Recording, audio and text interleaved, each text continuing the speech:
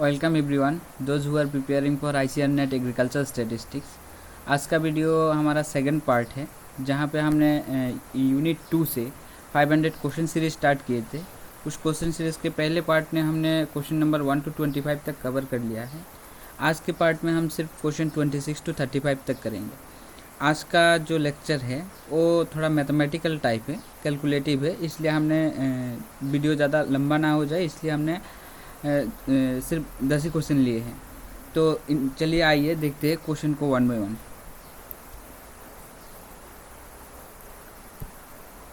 हमारा question number 26 क्या कहता है। क्वेश्चन नंबर 26 है, a set of values contain a few negative values, the average of set can be measured by. अगर आपके किसी भी सेट के अंदर मतलब xi कोई भी सेट है तो जिसके अंदर क्या है, जैसे कि -5, -2, -3 और पॉजिटिव भी होगा 2, 3, 5 ऐसे करके कुछ ऑब्जर्वेशन लिया गया है। अगर आपके यहाँ के ऐसे ऑब्जर्वेशन के अंदर ऐसे नेगेटिव वैल्यू दिया जाता है तो आप कौन से एरिथमेटिक मीन से, कौन से मीन से उसको, एवरेज प्रोसेस से उसको मेज़र करेंगे। तो इसके लिए हमारा होता है क्वाड्रेटिक मीन।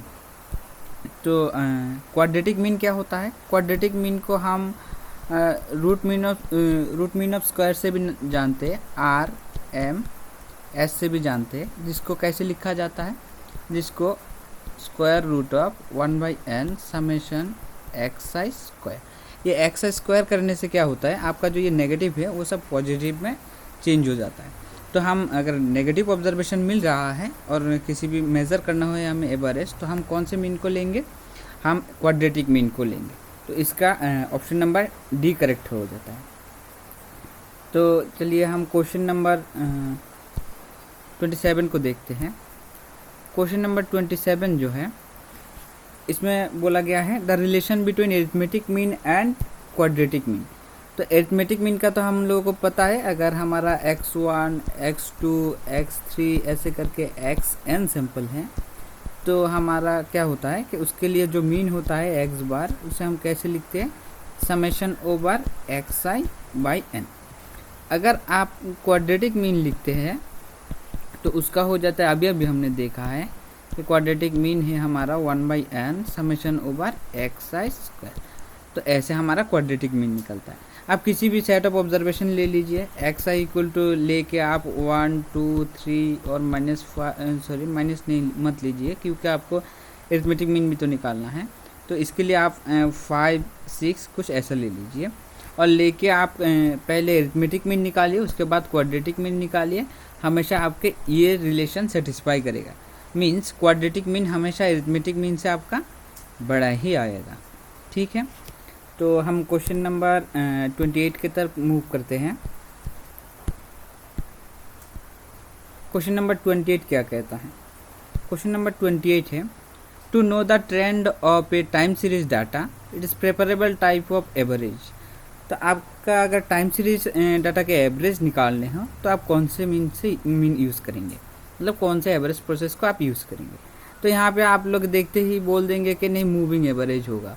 हाँ, ये होगा, ठीक है, लेकिन यहाँ पे दो ऑप्शन एक ही तरह दिया गया है, क्योंकि ये टाइम सीरीज और मूविंग दोनों आपस में मिलते जुलते हैं, तो हम आसानी से ऑप्शन नंबर बी को करेक्ट कर देंगे।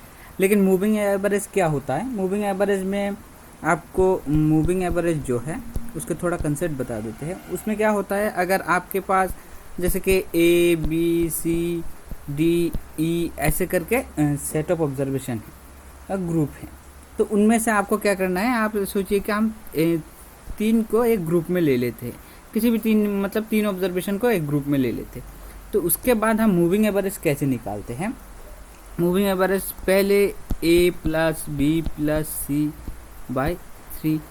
उसके बाद क्या करिए कि BC तो आएगा, B + C प्लस एक नया ऐड कर दीजिए जैसे कि D, तो आपके B + C + D/3।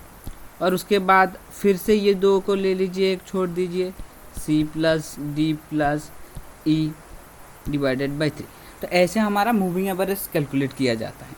तो जैसे अगर आप किसी भी ईयर के करस्पेंड में ले लेंगे, जैसे कि 2010, 11, 12, 13 ऐसे करके ले लेंगे तो आप देखेंगे कि ईयर के टाइम के रिस्पेक्ट में ये चेंज होता जा रहा है।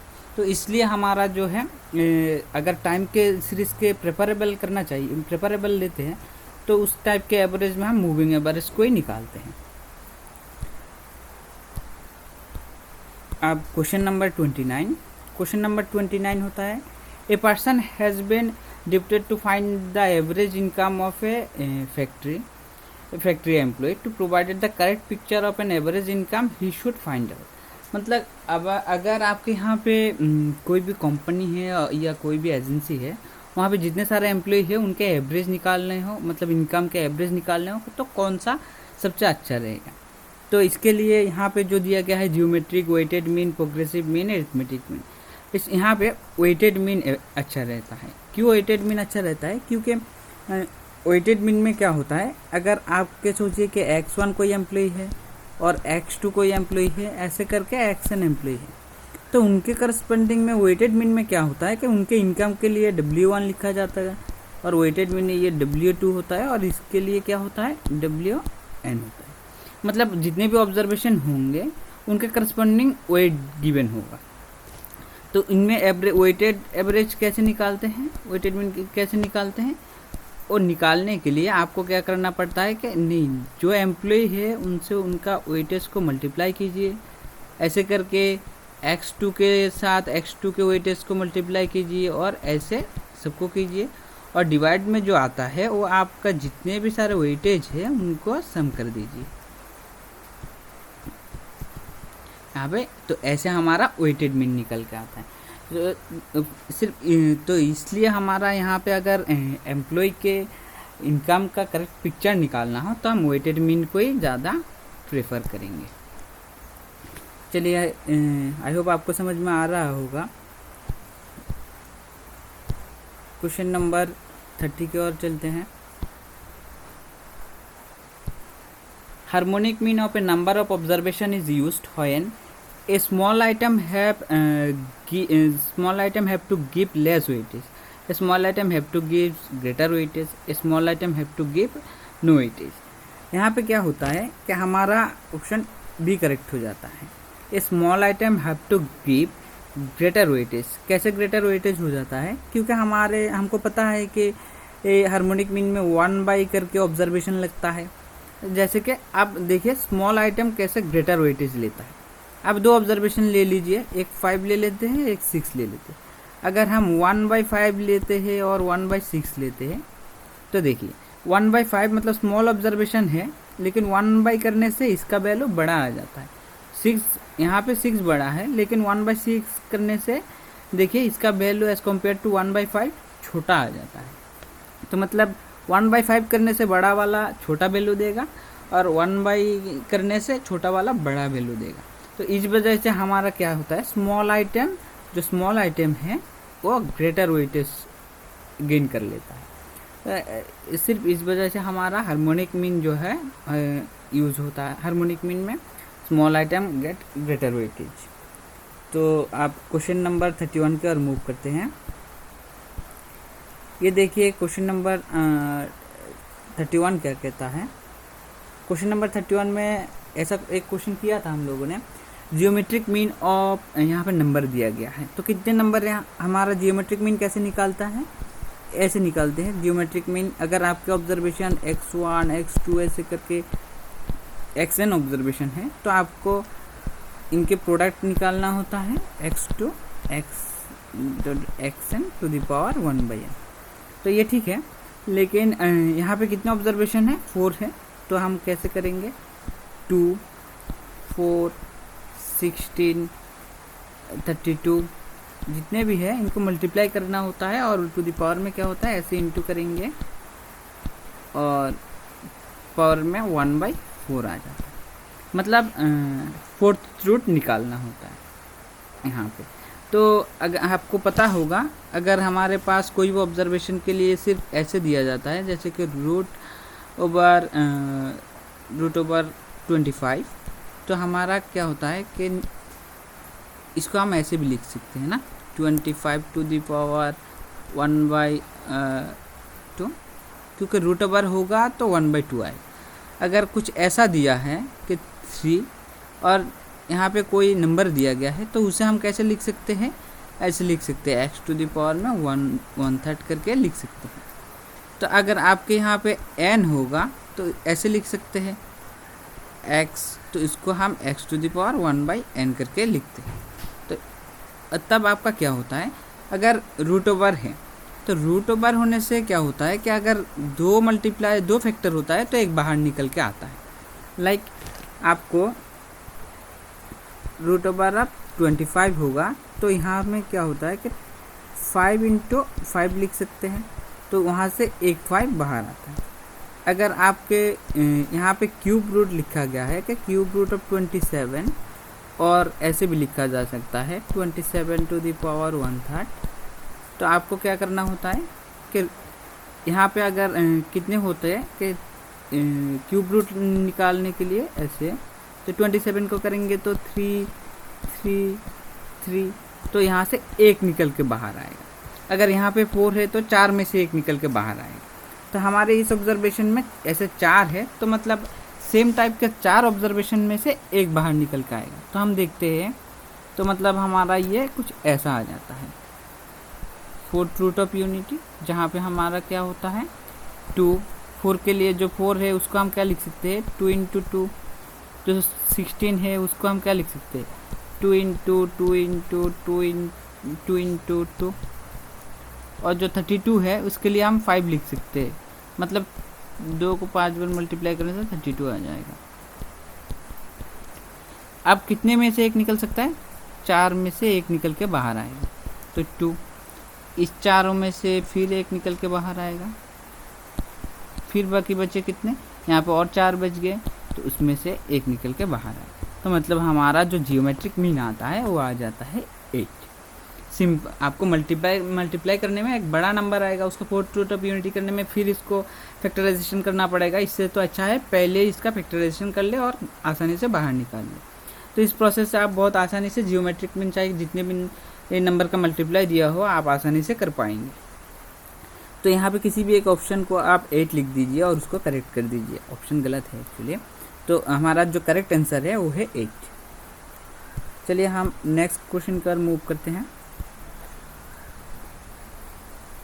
ये जो है a frequency distribution have two modes is said to be. अगर आपके कोई भी डाटा दिया गया है कि एक्स आई इक्वल टू आपके जैसे कि 2 2 2, और यहाँ पे एक दिया गया है कि 3 और 4 4 4, ऐसे ऑब्जर्वेशन दिया गया है और आपको मोड निकालने के लिए बोल रहे हैं। मोड होता है कि कोई भी ऑब्जर्वेशन सबसे ज़्यादा रिपीट होता है जो ऑब्जर्वेशन, उसको हम मोड के ले लेते हैं। तो अब यहाँ पे देखते हैं कि 2 3 बार रिपीट किया गया है और जो 4 है वो 3 बार रिपीट किया गया, मतलब सेम। अगर मोड निकालना है तो हमारा यहाँ से 2 भी निकल के आएगा, 4 भी निकल के आएगा। अगर इस टाइप का आपको कोई भी डाटा गिवन है तो उसका जो डिस्ट्रीब्यूशन होगा वो आपका कैसा होगा, बाई मॉडल डिस्ट्रीब्यूशन होगा। आई होप आप लोगों को समझ में आ रहा है। अगर कोई भी क्वेरी रहता है रिलेटेड टू एनी क्वेश्चन, आप कमेंट सेक्शन में बोल सकते हैं, मैं नेक्स्ट लेक्चर में उसको सॉल्व कर दूंगा। अब question number 33, the average of 7 number दिया गया है। आपको यहाँ पे 7 नंबर गिवन है और उनके एवरेज दिया गया है। ये 7 नंबर है और उसका एवरेज ये दिया गया है। मिसिंग नंबर जो x है इसको निकालने के लिए बोल रहा है। तो हम नॉर्मली करेंगे, एवरेज निकालने के लिए हम सम ऑफ ऑब्जर्वेशन करते हैं, तो हम ऊपर सबको सम कर लेंगे। 9 + 12 + x + 5 + 4 + 11 और नंबर ऑफ ऑब्जर्वेशन से डिवाइड करते हैं। कितना ऑब्जर्वेशन दिया गया है, 7 बोला है, तो यहाँ से भी ऐसे भी काउंट कर सकते हैं 7। तो उसका एवरेज कितना निकल के आ रहा है, ये निकल के आ रहा है हमारा 9। तो अब हम क्या करेंगे, ऊपर वाले को सम करेंगे और उसके बाद नॉर्मल क्रॉस मल्टीप्लाई करेंगे और एनालिसिस करेंगे। ऊपर हमारा आ जाता है 48 + x / 7 इक्वल टू आपका आ जाता है 9। तो यहाँ से करेंगे तो आपका कुछ ऐसा आ जाएगा, x + 48 equal to 63, x equal to 63 minus 48, यहाँ से 15। जो हमारा ऑप्शन नंबर डी है वो करेक्ट है। ये बेसिक सा क्वेश्चन है, बहुत ही बेसिक है, सबको आता होगा, लेकिन हमें प्रैक्टिस करना चाहिए, क्योंकि इस तरह के क्वेश्चन तब पूछ लिए जाएंगे, तो अगर आप हमें कंसेप्ट याद नहीं रहेगा तो गलत होने की पॉसिबिलिटी है।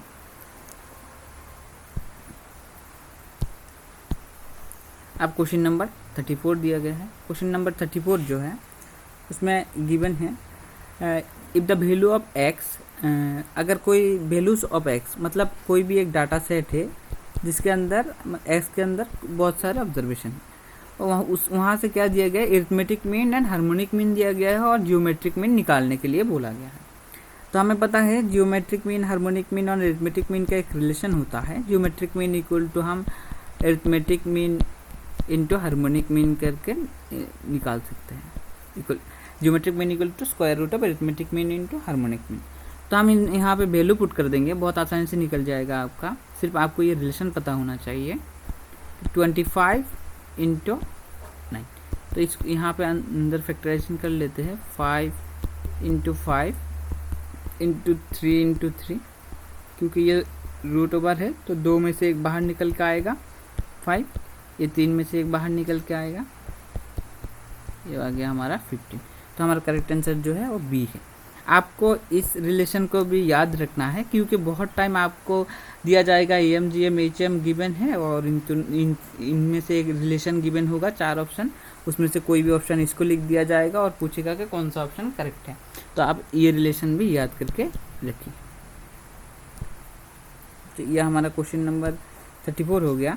आज का लास्ट क्वेश्चन जो है क्वेश्चन नंबर 35, यहाँ पर है if the observation are 5 and -5 then they are geometric mean. अगर आपको कोई ऑब्जर्वेशन, 2 ऑब्जर्वेशन है, एक है 5 और एक है -5, तो यहाँ से आपको क्या निकालना है जियोमेट्रिक मीन। तो हमें पता है जियोमेट्रिक मीन निकालने के लिए हम दोनों को मल्टीप्लाई करते हैं, 5 इंटू -5 और यहाँ पे इसका रूट ओवर ले लेते हैं। टू द पावर 1/2 भी लिख सकते हैं, कोई बात नहीं, एक ही बात होगा। तो अगर इसको करेंगे तो ये हमारा इनसाइड में क्या आ जाता है, रूट ओवर -25। अगर इसको निकाले तो आ जाता है 5i। ये कुछ कॉम्प्लेक्स टाइप का है, जो कॉम्प्लेक्स टाइप का नोशन बनता है उसके लिए हम जियोमेट्रिक मीन नहीं निकाल सकते एक्चुअली। तो इस तरह से हमारा जियोमेट्रिक मीन नहीं निकलेगा, क्योंकि every observation should be positive in geometric distribution और the product should be positive. यहाँ पे एक नेगेटिव आया है, इसलिए हम इसको ऐसे ऑब्जर्व नहीं कर सकते हैं। तो यहाँ पे हमारा ऑप्शन जो होता है ऑप्शन नंबर डी हो जाता है। Thank you for watching. हम नेक्स्ट वीडियो में मीन मीडियन मोड से रिलेटेड बाकी 10 या 15 क्वेश्चन सॉल्व कर देंगे। उसके बाद जो होगा हमारा quadratic, quartile, decyl, percentile related जितने भी सारे डाउट्स है वो क्लियर कर देंगे एक लेक्चर में। वहाँ पे 25 क्वेश्चन सॉल्व कराया जाएगा, और इसको करने के बाद आप लोगों को इस पार्ट से कुछ एक्स्ट्रा पढ़ने की ज़रूरत नहीं होगा। जो भी आएगा आप इसी कॉन्सेप्ट के थ्रू आसानी से सॉल्व कर ले जाएंगे।